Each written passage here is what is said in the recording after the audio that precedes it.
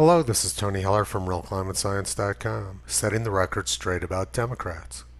George Orwell said, "So much of left-wing thought is a kind of playing with fire by people who don't even know that fire is hot." 2 months ago, the Minneapolis City Council moved to defund the police and establish a holistic public safety force. Lots of white masked protesters were out on the street. They came equipped with their cardboard signs, "Black Lives Matter," something about fascists, "No lives matter until Black Lives Matter," "Defund the police," "Defund, abolish, imagine, rebuild," and getting real sick of this racist stuff. They were protesting the death of George Floyd. Supposedly he was killed by police, but there's new information out in the court filings. The initial autopsy revealed no physical evidence suggesting that Mr. Floyd died of asphyxiation. And the medical examiner believed that George Floyd had fatal levels of drugs in his bloodstream. But facts don't matter to angry white Democrats. And now, 2 months later, soldiers from the Minnesota National Guard are assisting local law enforcement in protecting property and ensuring the safety of Minneapolis residents.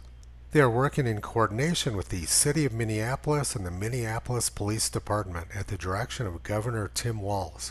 So instead of defunding the police, they've expanded the police presence in their city to the National Guard. Apparently, this is what leftists call holistic policing. Meanwhile, the New York Times shows a picture of peaceful marchers burning down the city of Kenosha, Wisconsin. People in Kenosha are tired of all this racist stuff, and they've taken up Bernie Sanders on his offer of free stuff.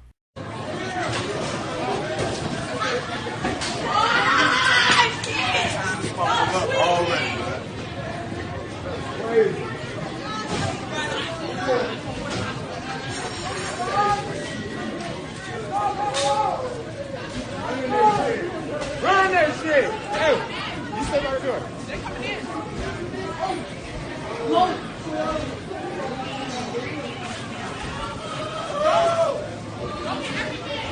second.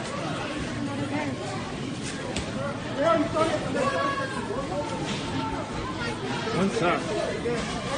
Go through it. Hey, they fight everything.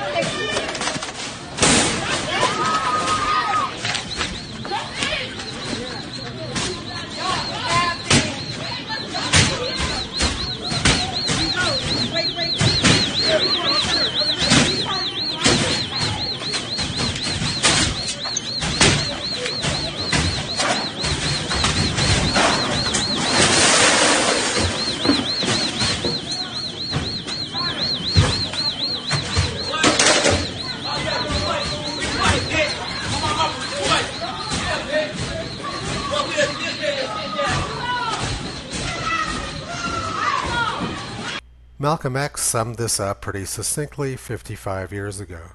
The white liberal is the worst enemy to America and the worst enemy to the black man. If the Negro wasn't taken, tricked, or deceived by the white liberal, the Negroes would get together and solve our own problems. I only cite these things to show you that in America, the history of the white liberal has been nothing but a series of trickery designed to make Negroes think that the white liberal was going to solve our problems. Some white people seem to think that putting up a Black Lives Matter sign will make their property safe, but I'm not entirely convinced that this is true. The Unitarian Church in Kenosha tried that out, and it didn't work out too well for them. Earlier this decade, Toto Rambo and I were the only white people living in our apartment building in Columbia, Maryland. Toto and Rambo are actually gray dogs, but I think they're okay with being called white people. We spent a couple of years living there, and we loved it. Our neighbors were great. Most of them had moved to Columbia to get away from the gangs in Baltimore. They wanted to raise their children in a safe environment. But after the Baltimore riots in 2015, the gangs moved into our neighborhood. They started harassing me over the color of my skin, and one night I was riding my bicycle past the BLM building in Columbia and had 6 rounds from a handgun fired at me. After the Baltimore riots, I started hearing gunshots around the apartment complex every few nights and realized it was probably a good time for me to get out. I got really sick of this racist stuff. I didn't see any reason why I should be targeted because my skin was white. It wasn't the police who ran me out of my neighborhood in Columbia, Maryland. It was the gangs. And until we start dealing with reality, we're not going to make any progress. Gangs in Chicago are shooting people about once per hour, but the press and Democrats won't talk about this. They don't care about black people. What Democrats care about is obtaining power. H.L. Mencken said, "The urge to save humanity is almost always a false face for the urge to rule."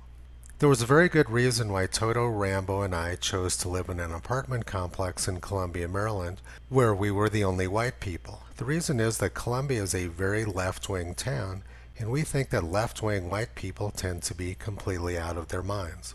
And the Democratic cities of Minneapolis, Portland, New York City, and many others are certainly proving Toto correct. You can visit them on the web at realclimatescience.com.